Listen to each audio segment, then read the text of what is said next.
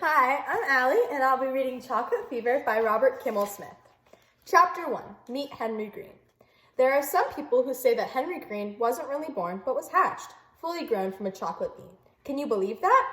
Anyway, this particular Henry Green we are speaking of was really born, not hatched, and had a wonderful mom and dad in the bargain. His father was tall and lean and wore eyeglasses, except when he was sleeping or in the shower. Mama Green, whose name was Annette, was a short, slim woman with blue-gray eyes and a tiny mouth that always seemed to be on the verge of a smile.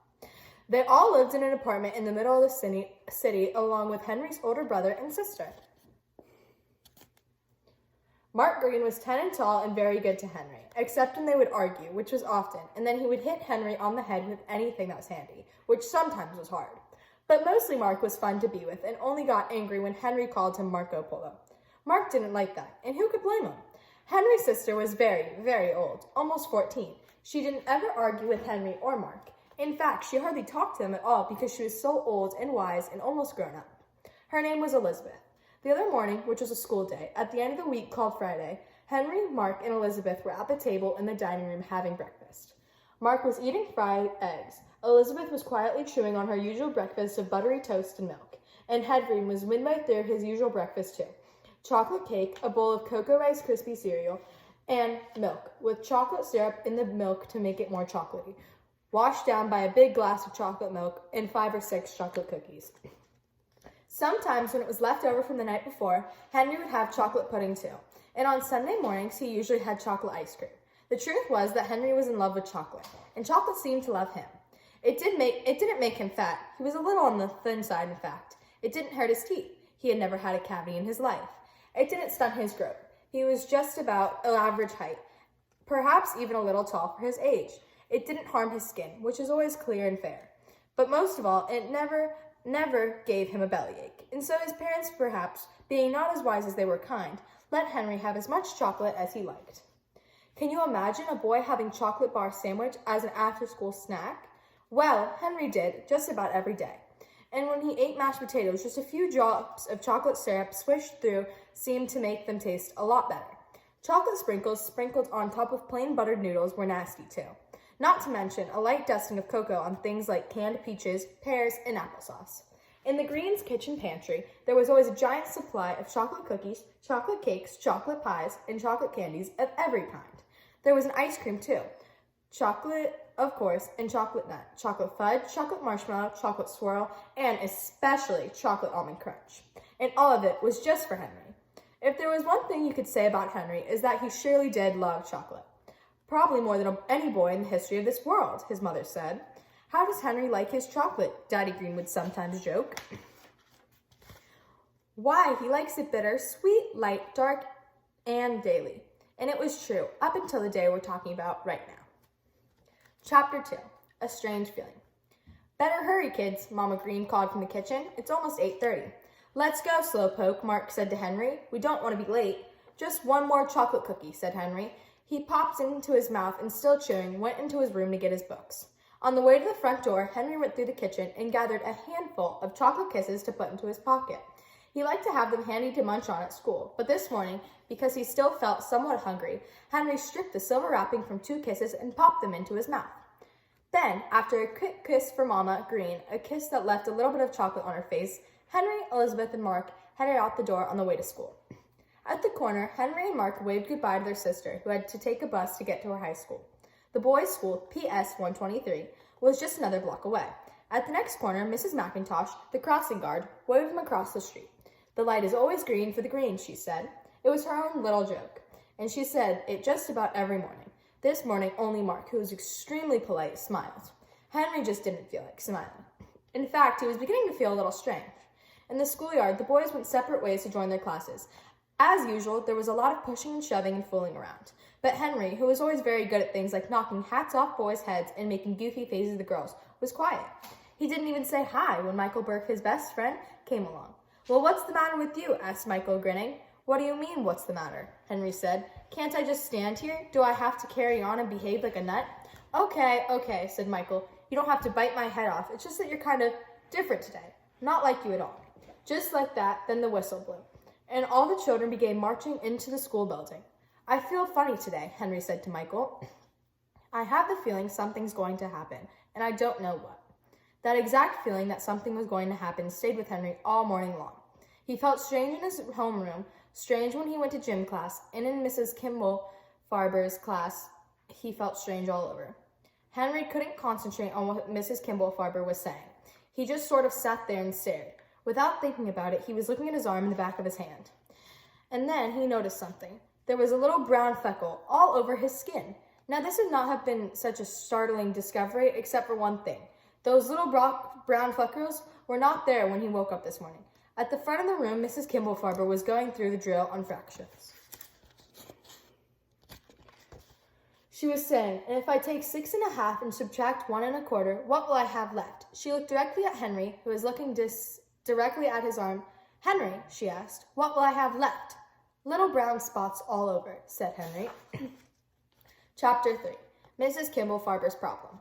There was silence in the room for about 2 seconds. Then there was a riot. All the girls began to giggle. The boys chortled and chuckled and laughed right out loud. Henry turned red, and Mrs. Kimball Farber, who did not appreciate the humor of it all, turned white. She rapped her ruler against the desk and shouted her silence. Henry Green, she said, what is the meaning? Little brown spots all over, said Henry. I was looking at my arm, and I have these. Little brown spots all over? Interrupted Mrs. Kimball Farber. I heard you quite clearly.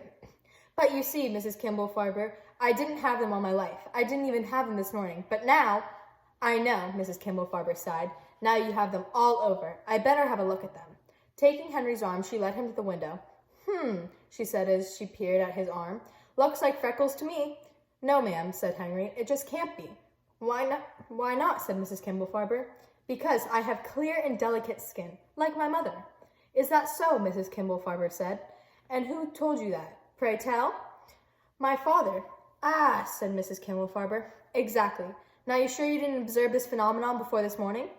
If that means did I see them, said Henry. No, I did not.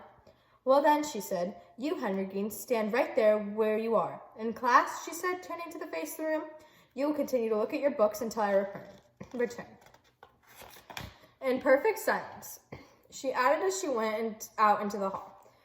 Henry stood as told while the class looked at him. Mrs. Kimball Farber walked down the few steps down to the hall to Mr. Panglow's room. She looked through the doorway and waited until Mr. Panglow glanced into her direction. Catching his eye, she waved him into the hall. Listen, Phil, she began instantly. I want you to take a look at that kid. For heaven's sake, Dorlis, said Mr. Panglow. I'm right in the middle of American Vespucci, who has little brown spots all over his arms. Little brown spots? You got me out here for little brown spots. I thought maybe measles? Oh no, said Mr. Pangloss. Chicken pox. Said Mr. Pangloss. I better take a look. The two of them turned Henry to the light near the window right in the corner, where the potted plants were growing on the window ledge. Mr. Pangloss poked and prodded and even took his eyeglasses out of his pocket and put them on. Freckles? He said finally. Just freckles. Are you sure? Mr. Pangloss' round nose twitched and he sniffed the air.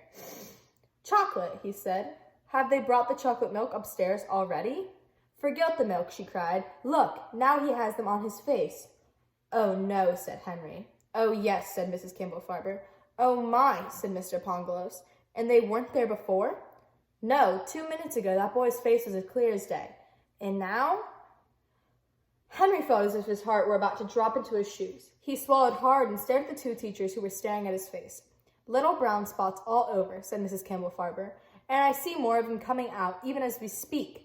A tear, just one, welled up in Henry's right eye and began to trickle down his cheek, running slowly in and out of the little brown spots. Chapter 4. Pop.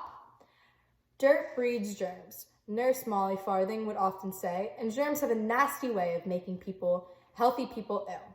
Naturally, the infirmary of PS 123 was always spotless because Nurse Molly Farthing wouldn't have it any other way. And naturally, as Mrs. Kimball Farber and Henry rushed through the door that morning, she made both of them go back and wipe their feet on the mat. And don't bring any of your cocoa in here, Nurse Farthing added. She sniffed the air loudly. Cocoa? Said Mrs. Kimball Farber. Don't think I don't smell it, Nurse Farthing said. Please, Nurse Farling, said Mrs. Kimball Farber. We have an emergency on our hands. This is Henry Green. He's breaking out in a rash of some sort. So I see, said Nurse Farthing. She sat Henry down in a chair and turned on a bright light. Pushing her spectacles down to the tip of her nose, she bent close to Henry and looked him over. It's a rash, all right, she said at last. Peculiar. Looks like little brown spots all over. Exactly, said Mrs. Kimball Farber. But what is it? Have you ever had measles? Nurse Farthing asked. Yes, said Henry, when I was 5. Chicken pox? When I was 3.5. Then I would say you have an unidentified rash, and frankly, I don't like the look of it. Henry, who up till now was merely frightened, began to feel terrified. Nurse Farthing laid her cool hand on his arm and steadied him. There, dear, she said. Nothing to be frightened of. I'm sure it's not serious. How do you feel? Not very good, says Henry. Warm? No. Cold? No. Dizzy? No, said Henry. I just feel strange. You poor dear, said Nurse Molly Farthing. You must really be frightened. She ran her fingers through her hair and patted her back of Henry's neck. Somehow, this made him feel a little bit better. Pop, did you say something? Asked Nurse Farthing.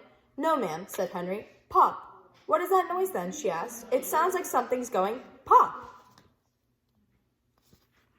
I heard it too, said Henry. So did I, said Mrs. Kimball Farber. Pop, pop, pop. Now they all heard it, the sound of pop being filling the infirmary. Little pops and bigger pops and poppy pop pop pops kept popping. Henry looked at his arm and in an instant knew where the noise was coming from. His little brown spots were growing bigger and bigger. They were popping out all over him. No longer the size of freckles, they were as big as the chocolate bits his mother used for making cakes and cookies. He could feel them popping out on his arms and face, could feel them growing under his shirt in less time than it takes to tell it. Henry Green was covered with little brown lumps from the top of his head to the tip of his toes. The end of this chapter.